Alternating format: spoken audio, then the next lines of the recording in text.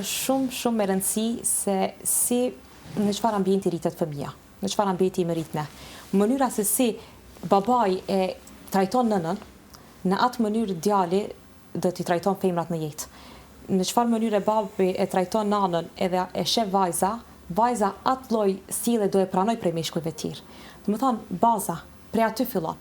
E ne duhet jemi të vetëdijshëm se çfarë sjellje kemi marrë prej fëminisë e të punojmë me këtë pjesë. Nëse unë shoh që kam sjellje toksike që i kam marrë prej fëminisë, është mirë të punojmë para se të gjejmë partner.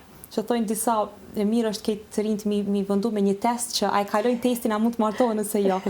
Është edhe kjo që duhet jemi të pavarur.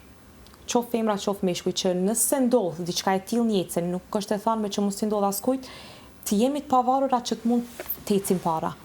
Se të nanat e tona ajo që është hasë shumë është që kanë hesht për hir të familjes, që mos ta dajnë fëmijën prej babës, që është gabimi më i madh sipas mendimit tem, se fëmia më mirë rritet me një ambient me prind të ndarë, po vetë qetë, sesa me një ambient ku prind janë bashkë, po ka haos edhe frikë edhe trishtim çdo ditë.